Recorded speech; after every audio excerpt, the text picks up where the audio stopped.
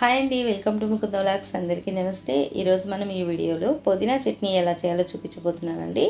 ఈ చట్నీ దోశ, ఇడ్లీ, అన్నంలోకి చాలా బాగుంటుంది.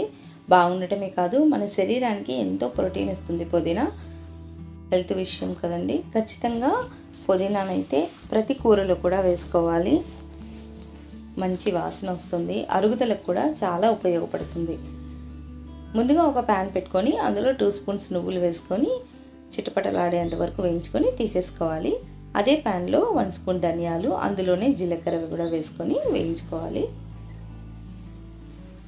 లో ఫ్లేమ్లో పెట్టుకొని వేయించుకుంటే చట్నీ ఎంతో బాగుంటుందండి.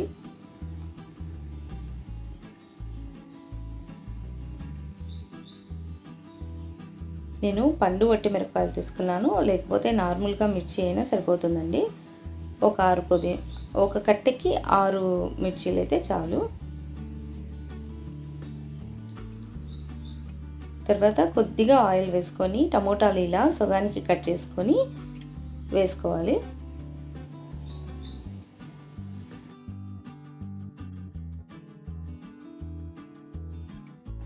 టమోటా మగ్గాక ఇంకొక సైడ్ టర్న్ చేసుకుంటే టమోటా మగ్గిపోతుంది. అందులోని కొద్దిగా చింతపండును కూడా వేసుకొని మగ్గించుకోవాలి.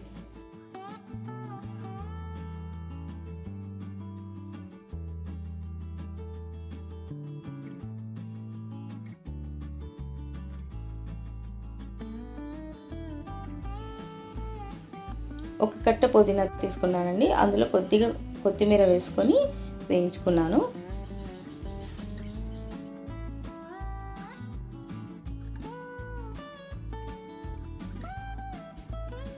ఒక మిక్సీ జార్ తీసుకొని అందులో వేయించుకున్న దినుసులు, జీలకర్ర, ధనియాలు, నువ్వులు, మిర్చి ఇలా అన్నీ వేసుకొని ఒక్కసారి బ్లైండ్ చేసుకోవాలండి. కొద్దిగా వాటర్ వేసుకొని తర్వాత మనం వేయించుకున్న పుదీనాను కూడా వేసుకొని 1 టైం జస్ట్ అలా బ్లైండ్ చేసుకుంటే చాలండి. మరీ మెత్తగా కాకుండా తగినంత సాల్ట్ వేసుకుంటే సరిపోతుంది. ఆకు కనపడేలా బ్లైండ్ చేసుకుంటే టేస్ట్ కూడా ఉంటుంది, కలర్ఫుల్గా కూడా ఉంటుందండి. తర్వాత ఇలా ఒక ప్యాన్ పెట్టుకొని కొద్దిగా ఆయిల్ వేసుకొని పోపు దినుసులన్నీ వేసుకోవాలి. అందులోనే తెల్లగడ్డలు, 2 వట్టిమిరపకాయలు కూడా వేసుకొని వేయించుకొని కొద్దిగా పసుపుని యాడ్ చేసుకోవాలండి.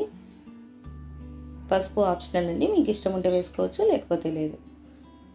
మనం మిక్సీ జార్ పట్టుకున్న చట్నీనంతా అందులో వేసుకొని మరీ హీట్ అవ్వకుండా జస్ట్ అలా హీట్ అవుతే చాలు, వేయించిన అవసరం లేదు.